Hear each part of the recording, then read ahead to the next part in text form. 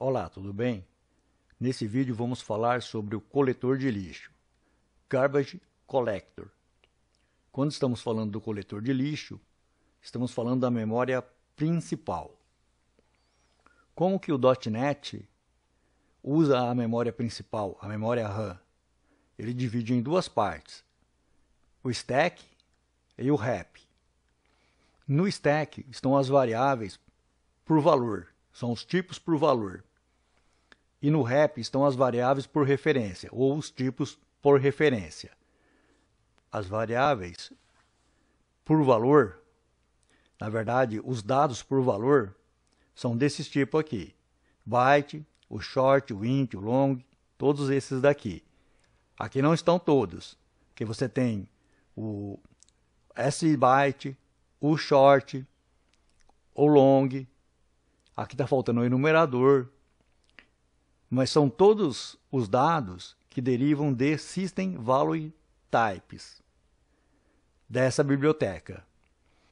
Essas variáveis são criadas e seus dados são armazenados no stack, que é uma região pequena da memória RAM.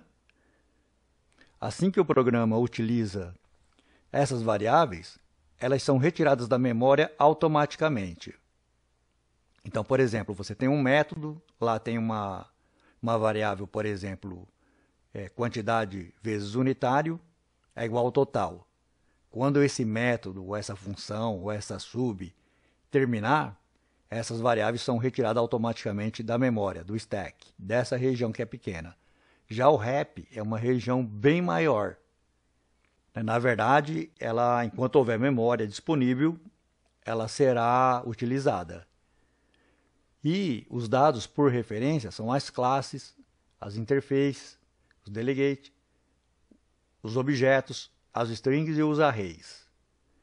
Diferente do stack,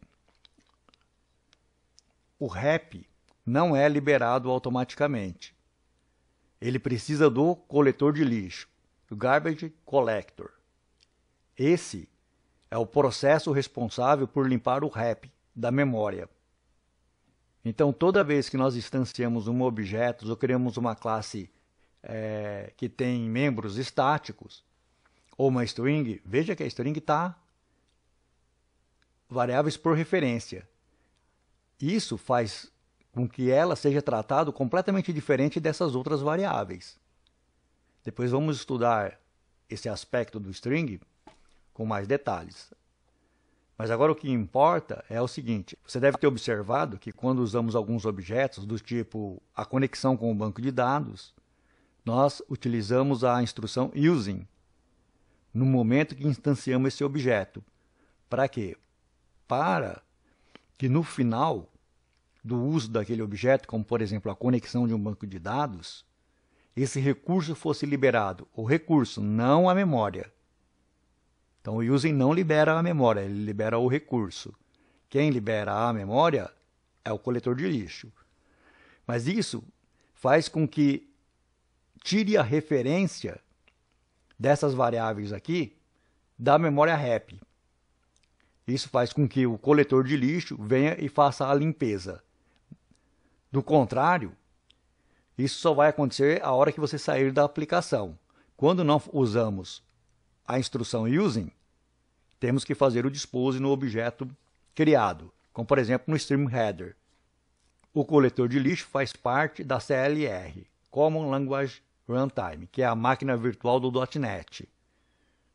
Essa área aqui do stack, ela é bem limitada. Então, se eu utilizar muitas variáveis, ela estoura. Nesse caso, quando o stack estoura, eu vou receber um erro, uma exceção, na verdade. Apesar de eu poder usar um método que invoca o coletor de lixo, não é recomendável que se faça isso, porque quase sempre o coletor de lixo ele vai fazer o trabalho dele na hora bem certa, na hora que vai causar menos impacto na nossa aplicação. Variáveis do tipo string, dependendo da situação, pode causar um impacto na performance da nossa aplicação, justamente por causa do coletor de lixo. Mas isso a gente vai ver num outro vídeo. O que eu queria te passar hoje era isso. Se você gostou, deixa o seu like, para ajudar o canal. Faz a sua inscrição para receber as notificações e também deixe o seu comentário para saber o que você está pensando. Até o próximo vídeo.